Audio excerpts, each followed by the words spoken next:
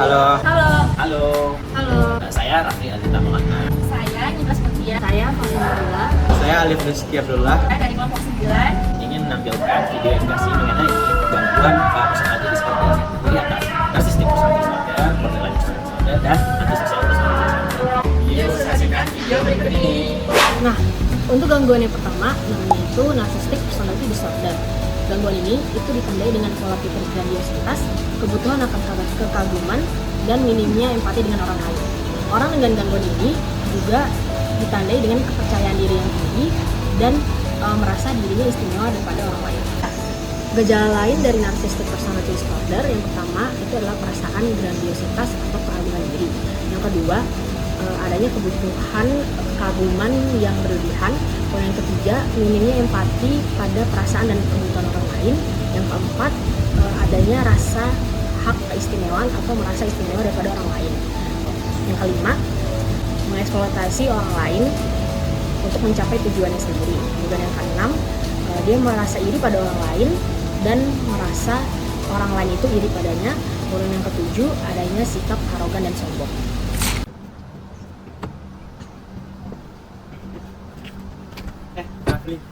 Adik dari mana? Ya baru dari rumah, saya kan ada kelas hari ini kan. Kok tumben lo bawa mobil, biasanya lo cuma bawa motor ke kampus. Oh, ya kemarin baru beli ini soalnya hasil dari usaha beberapa bulan terakhir. Emangnya dia punya usaha apa sih? Kok bisa cepet beli mobilnya? Padahal usahanya kayak kecil-kecilan gitu. Apa ada usaha lain ya? Gue juga punya sih mobil, cuma lebih bagus dari ini. Sekarang lagi ada di bengkel, lagi diperbaiki. Oh, betul. Oke. Boleh nggak mobil gue? Ya, coba. Oh, oke sih. Kok respon lu biasa aja sih? Ya, terus kasih gimana mas? Lu harus puji dong, bahkan mobil gue bagus, cuma ada satu di Padang ini. Oh gitu. Ya, bagus. Ya, udah, ya, kelas itu dulu. Ya. Nah, video yang sudah kita saksikan tadi adalah contoh dari perilaku narcissistic personality disorder, yang dimana kita bisa menggunakan intervensi CBT yang dimana bisa merubah pola pikir dan perilaku yang tidak sehat. Yang kedua, kita bisa menggunakan terapi keluarga yang dimana bisa merubah hubungan yang baik dan komunikasi yang baik dengan keluarga. Oh ya, intervensi ini juga membutuhkan waktu yang lama karena pengidap ini akan sulit dan susah memahami dan mengakui kesalahan yang sudah dia punya. Oke, sekarang kita akan membahas antisocial personality disorder. Antisocial personality disorder merupakan kondisi kesehatan mental yang ditandai dengan pola jangka panjang yang melanggar atau melalaikan hak orang lain. Orang dengan ASPD ini menunjukkan perilaku yang merugikan atau menipu orang lain dan merasa bersalah atau menyesal. Nah, terdapat beberapa karakteristik utama dari ASPD ini. Yang pertama, bohong terus-menerus atau mengeksploitasi orang lain. Yang kedua, menjadi manipulatif atau menawan untuk keuntungan pribadi. Yang ketiga, impulsif dan tidak bisa merencanakan ke depan. Yang keempat, mudah marah, agresif, dan memiliki riwayat perkelahian fisik. Yang kelima, kurangnya rasa penyesalan setelah menyakiti orang lain. Dan yang keenam, bertanggung jawab secara konsisten dalam pekerjaan atau kewajiban keuangan.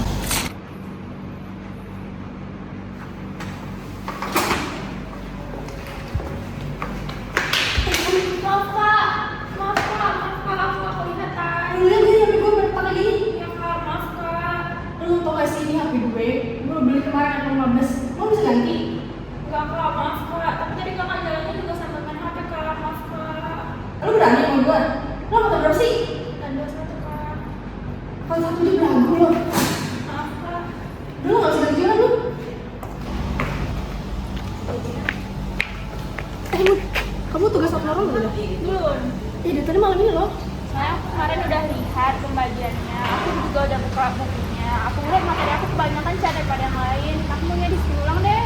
Kemarin tuh aku udah bagi tugasnya kan. Itu berdasarkan buku, terus itu gak ada yang protes juga. Mungkin mereka nggak protes karena materi kita dikit, materi aku banyak, tugas yang lain juga banyak, deadline yang dekat. Tapi pada udah ngerjain tugasnya semua, tinggal kamu doang. Abis itu juga tugas kami juga semua banyak. Cuma di spin ulang deh, atau nggak kamu yang nolongin aku, kita bagi dua.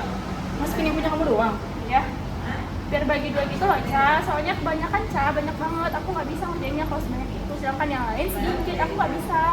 Aku juga udah ngerjain bagian aku. Sama kamu tolongin aku, nggak mau. Gak mau, aku kan udah ngerjain bagian aku. Kalau kayak gitu nih, apa kami gak usah tulis nama kamu aja? Dan gitu deh, Ca. Egois banget deh. Aneh. Nah, dari video tersebut dapat kita lihat bahwa ASPD ini benar-benar memerlukan perhatian khusus. Untuk itu, ada beberapa intervensi yang dapat diterapkan untuk menyembuh dengan gangguan ASPD ini. Yang pertama itu ada psikoterapi. Psikoterapi ini ada dua. Yang pertama itu ada CBT atau Cognitive Behavioral Therapy untuk membantu mengubah pemikiran yang salah atau irrational belief dan juga mengubah perilaku yang maladaptif dari individu yang gangguan ini. Kemudian ada dialectical behavioral therapy, biasanya ini digunakan untuk individu dengan borderline personality disorder, namun dapat juga untuk ASPD ini untuk dapat membantu individu tersebut mengembangkan efektivitas hubungan interpersonal dan juga untuk memperkuat regulasi emosinya. Kemudian medikasi, tentunya individu dengan ASPD ini tidak ada obat secara khusus untuk gangguan ini, namun ada beberapa obat yang dapat digunakan untuk meredakan gejala tersebut seperti kayak obat antidepresan, kemudian ada obat penstabil hubungan, obat penstabil suasana hati, dan juga ada semacam antipsikotik untuk meredakan gejala-gejala dari ASPD. Baik, selanjutnya kita akan membahas salah satu gangguan yang cukup unik dan rumit dalam lingkungan psikologi klinis, yaitu borderline personality disorder. Nah, apa borderline personality disorder? Yaitu kondisi di mana seseorang mengalami ketidakstabilan dalam hubungan interpersonal, citra diri dan emosinya.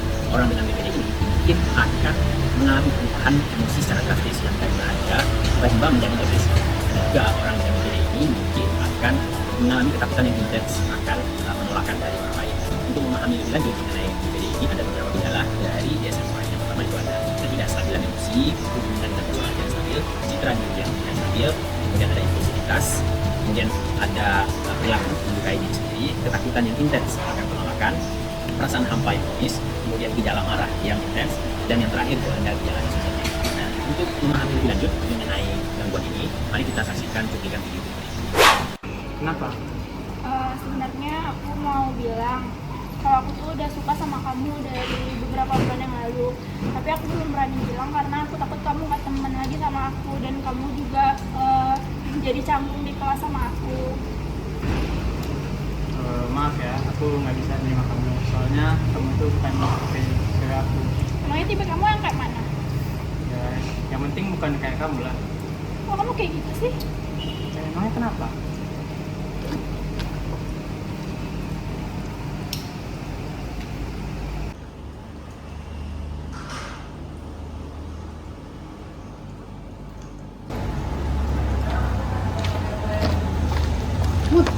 Kok ngelamun sih? Gak ada sih, lagi duduk aja. Biasanya nggak ngelamun loh. Enggak kok, lagi duduk aja. Kamu ada masalah? Enggak sih, lagi ini aja, lagi gak enak aja. Gak enaknya kenapa tuh? Sebenarnya aku mau cerita ke kamu, tapi kamu jangan bilang orang ya. Kamu tahu kan kalau aku suka sama Alif. Kemarin aku habis bilang ke Alif kalau aku suka ke dia. Terus dia bilang dia nggak suka ke aku karena tipenya nggak aku. Terus habis itu berarti kamu ditolak sama dia? Aku nggak tahu, tapi dia kayak bilang kalau aku tuh bukan tipe dia, terus dia tinggalin aku gitu loh. Kayaknya dia beneran nolak deh. Atau dia marah kali ya. Ini aku malu, Cah. Aku malu, aku takut karena aku takut diketawain. Terus dia bilang ke teman-teman dia kalau aku bilang suka ke dia. Terus aku malu kalau ketemu teman-teman di kampus, Cah. Nanti kamu malu banget ya? Iya, Cah. Gimana? Aku nggak mau kuliah lagi. Apa aku bunuh diri aja ya, jangan Cah. bilang gitu Karena dong. aku malu, aku takut. Aku malu, Cah, ke dia. Apalagi aku setiap hari ketemu dia kan, Cah, karena kelas. Aku malu, Cah. Tapi kan semuanya kan nggak diselesain pakai bunuh diri, Mut. Tapi dengan cara itu aja, Cah, biar aku gak ketemu dia lagi. Lagian juga mungkin dia bakal lupa gitu loh. Karena kan itu cuma sekali. Terus habis itu juga cowok di luar sana kayaknya juga banyak yang lebih baik juga daripada dia. Gak kuat rasanya kalau aku harus diketawain di kampus. Dengan aku bunuh diri aja, Cah, kalau kayak gitu. Biar aku gak ketemu dia lagi.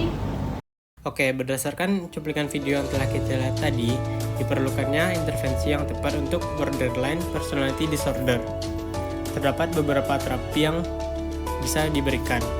Pertama, yaitu dialectical behavior therapy atau DBT. Fokus dari DBT ini yaitu keterampilan pengaturan emosi, toleransi terhadap penderitaan, keterampilan interpersonal, dan mindfulness.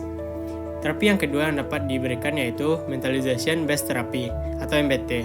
MBT ini berfokus pada kemampuan untuk memahami diri sendiri dan orang lain, serta membantu pasien mengenali dan menafsirkan perasaan, pikiran, dan niat di balik perilaku mereka sendiri dan orang lain. Yang ketiga yaitu skema terapi. Skema terapi ini menggabungkan unsur terapi kognitif, perilaku, dan psikodinamik. Fokus terapi ini untuk mengidentifikasi dan mengubah pola atau skema maladaptif yang berkembang sejak masa kanak-kanak. Terima kasih sudah menyaksikan video ini. Semoga bermanfaat bagi semuanya. Jangan sampai terdiagnosis ya. Dadah.